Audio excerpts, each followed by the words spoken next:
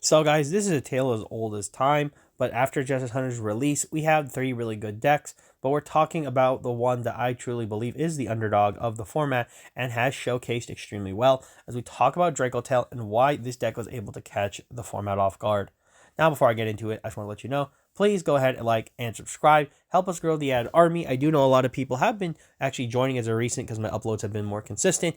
And I do want to just thank you as we are on the storm to 1,000 subs. And we want to get there as soon as possible with your assistance. So if you are watching and have not thought of being a subscriber yet, go ahead and let me know and hit the subscribe button and join. Turn on your notifications to join us so you know when we have videos coming to you. But also get in line because we are on the race and we are hitting that storm of 1,000 subs, and I would love for you to be one of those people that gets us there.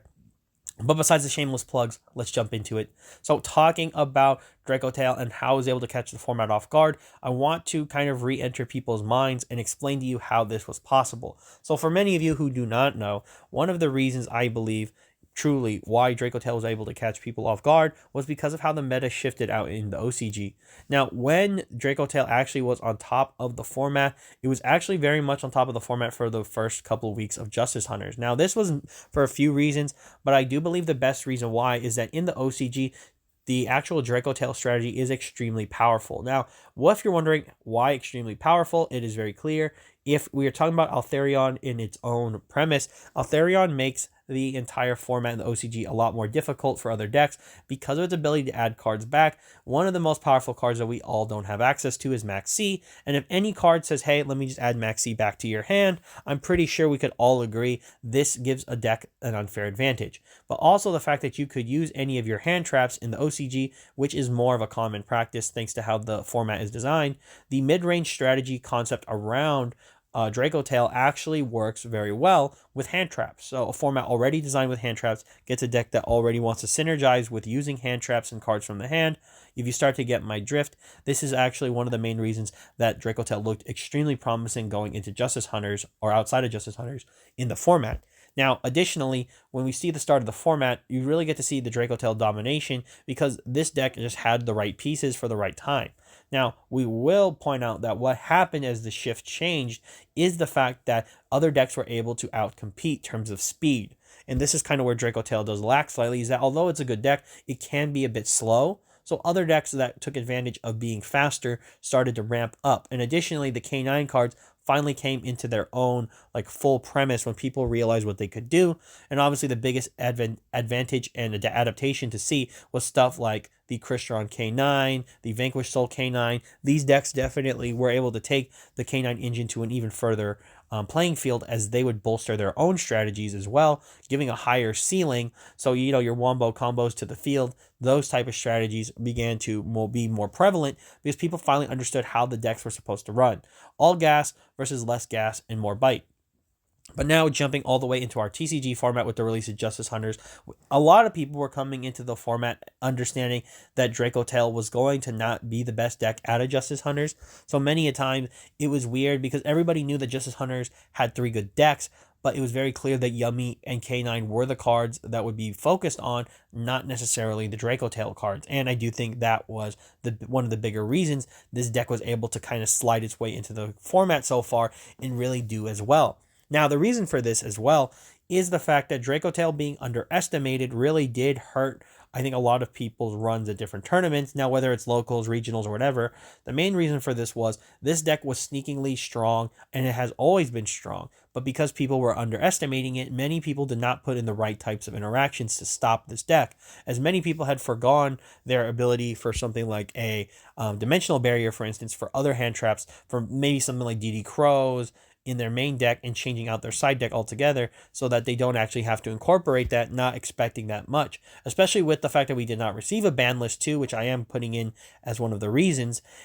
We were expecting a format that still has stuff like our Mitsurugi Raiziel, Fiendsmith obviously still running around, and we know from reprints we're still going to have access to these engines probably proceeding past the ban list. But the point here is that we had a really interesting format as well evolving where Justice Hunters was going to enter into the Duelist Advanced format after they would already have normally been proceeded, as Duelist Advance in the OCG came after Justice Hunters. So having the flip actually was very important because it did change a bit of the format, not a lot, but it changed a lot of the direction, as so many of the decks out of Justice Hunters were probably geared up to kind of deal with more of the stuff out of Duelist Advance. But to be honest, the power level of Duelist Advance wasn't the most highest reaching, so the format didn't shift.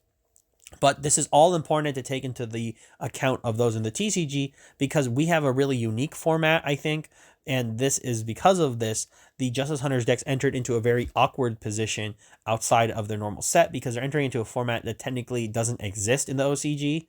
And I know everyone will say, of course, Brad, that's normal, but it's very important to understand for Dracotail because this deck is was extremely powerful in the OCG because of its different parameters, and in the TCG many people were expecting it to kind of fail because it lacks those parameters.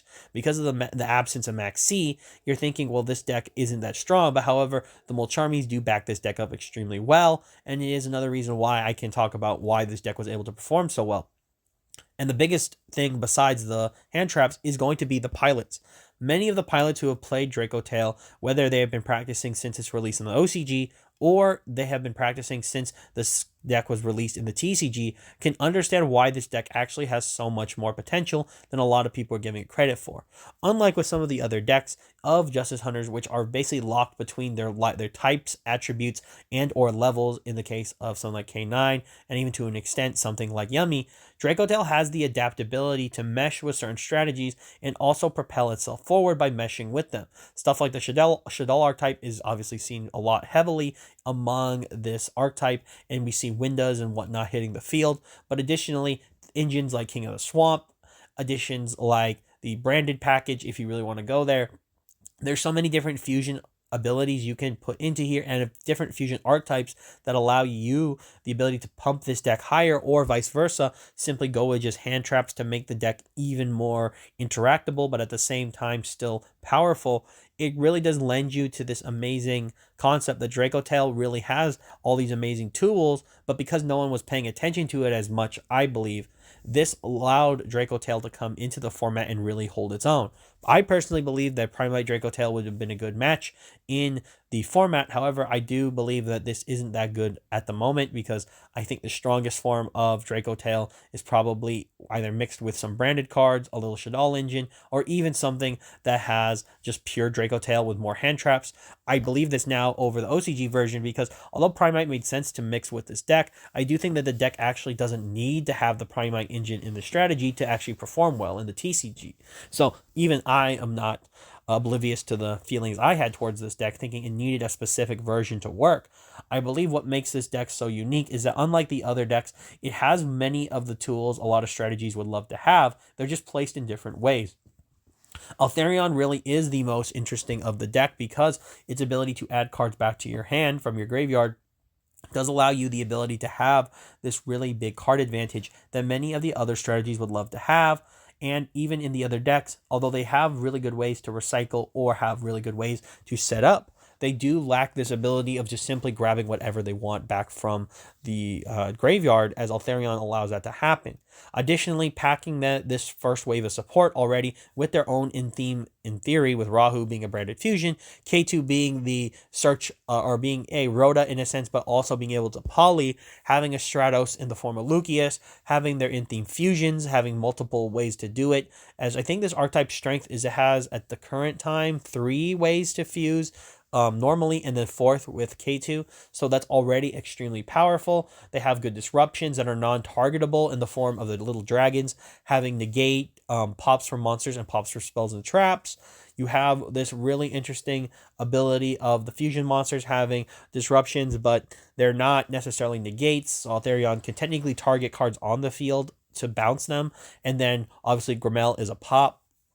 I bring all this up to explain the different layers that are interactable with the Dracotail archetype is extremely strong. So it does reward pilots and people who play the deck extremely well to take advantage against many others in the format that don't actually know for the strategy. I think over preparing for Vanquish Soul K9 and over preparing for Yummy may have led a lot of people into a position where when they face Dracotail, they may have played against it in testing, but not as much as they needed to really understand what the deck does. And I think this is one of the weaknesses that a lot of people had and allowed Dracotail to really sneak into the format. Because Dracotail's ability to go second is also very dangerous as well, as this deck does benefit from your opponent establishing a field, and a skilled player with Dracotail actually may be able to break boards a lot easier than you are expecting if you are someone who has never prepared for this deck. I do mean this because if it's a variant version of Dracotail, you could be in a really big trouble because a branded version can tear apart a board really quickly. The Shaddoll version could even get something online like a Winda on turn 0 thanks to Femina. You could get Dragoon online if you really wanted to as an Omni Negate. There's just a lot that is very dangerous that the deck can do, and it's very hard to play around some of these interactions because the deck is designed in such a way that really does reward the player for understanding how to fight against the meta.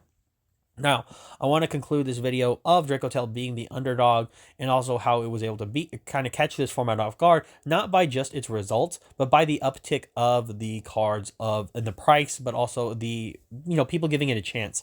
The reason for this is simple. I'm glad that this deck got a chance to really shine because out of Justice Hunters, everybody was really talking down on this deck. And I think this was a mistake by so many other players because this is a deck that if people were to open Justice Hunters, this was their afterthought. Although I do think this deck was definitely really poised to take advantage of the TCG, but also allow new players a really fun deck that, if they practice enough, can reward them by being such a strong strategy. I mention all this because with the last year of Yu-Gi-Oh! Being the way it has been, I think that by introducing a set like Justice Hunters, which has 3 really powerful decks, Konami has released, I would argue, a very good product, and I think everybody can agree with this, but also it showcases that the format has changed a lot in terms of being allowing players who would pick up Justice Hunters if they really want to. They have decks they can work with, because I will say that this deck is probably the most, I would say it's the highest skill capped of the 3 decks of Justice Hunters, basically being that you can't just one card combo like with Yummy, and you can't just simply kind of get into your combo with K9 through your opponent playing and also having more linear cards. K9 and Yummy both have the ability to be a little bit more streamlined, whereas Dracotail's ability to be a little bit more complicated, and it is clunky sometimes, I'm not going to lie. It's not you brick, it's just you have to understand what you're doing before you sequence out. It is important because I think that as this is a card or a deck for beginning players, I think that this would actually not be that bad of an archetype for them to pick up because it does teach a lot of really good fundamentals. But that's where I'm going to close it off, guys. I think this is why Dracotail was able to catch the format off guard. It was the underdog of the Justice Hunters format, and I do want to know what you guys think down below. So send me a comment. Let me know what you think if this is the underdog deck of the format and why you think it was undervalued when it came out of Justice Hunters. But that's all I've got for you today. And as always, this has been Brad from the Ed Army signing off. And for all of you out there, to sign on.